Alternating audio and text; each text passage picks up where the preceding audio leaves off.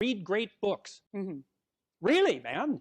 You've got this 4-year period that has been carved out of your lives by society. It's given you an identity, like a high-quality identity, and freedom at the same time. Man, you're not going to get that again in your life. You've got a respectable identity, university student, and complete freedom associated with that, or as near as you're ever going to get. And you've got these unbelievable libraries that are full of the writings of people who are intelligent and articulate beyond comprehension. And, you know, and you can go there and you can learn all this. And you might think, well, why should you learn it? Well, you learn it to get a job, or you learn it to get good grades, or you learn it to get a degree. And that's all nonsense. It's nonsense. The reason that you come to university to be educated is because there is nothing more powerful than someone who is articulate and who can think and speak. It's power. And I mean power of the best sort. It's authority and influence and respectability and competence. And so you come to university to craft your highest skill. And your highest skill is to be found in articulated speech. And if you're a master at formulating your arguments, you win everything. And better than that, when you win everything, everyone around you wins too.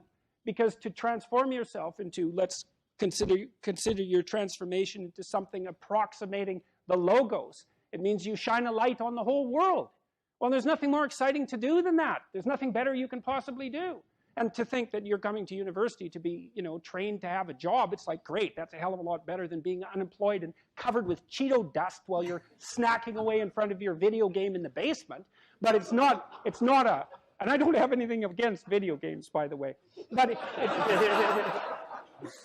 but it's hardly a triumphant call to being in the world, and that's what university should be calling forth. It's like, God, you people, you know, I know what Harvard students are like. I taught here for 5 years. You people are spectacular. You're spectacular. You're all capable of being world beaters. You transform yourself into something that's articulated and sensible and grounded in history and knowledgeable and wise, man. You can do anything you want, and hopefully anything you want for good.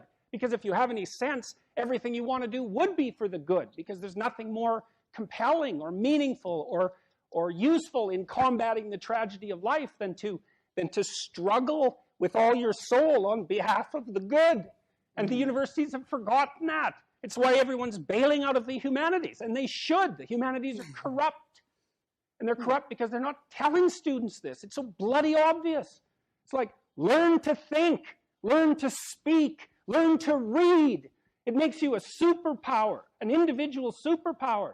You have, and I don't understand why that isn't just told to students. It's not that hard to understand, and everyone wants to hear it. It's like, really, I could do that? I could do that? It's like, yeah, really, you could do that. And the whole society around you has labored for really thousands of years to provide every single one of you with this spectacular opportunity that you have while you're undergraduates and graduate students here, man. Everyone's just praying that you would come here and manifest everything that you could manifest. And that's what you should be doing, instead of waving placards and complaining about how you're oppressed, for God's sake. You see these Yale students complaining about their oppression. It just leaves me aghast. It's like, just don't understand what's happened to the universities. I can't believe that you're not told when you come the first day, look, man, you're here on a heroic mission. You're going to take your capacity to articulate yourself to levels that are undreamed of. You're going to come out of here unstoppable. You're going to be able to do anything you want. It's like, that's what you're here for.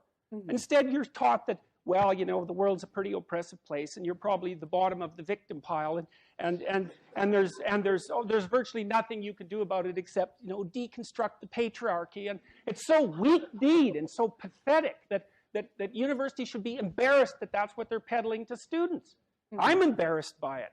You know, I've gone on public record telling parents, bloody well send your boys to trade school, because at least they'll learn something useful. And that's a terrible thing for someone like me to say, because I do believe that that being articulated and educated in the highest possible manner there's nothing that's better for you and for society. And why have the universities forgotten this? Well, that's postmodern neo-Marxism for you, you know.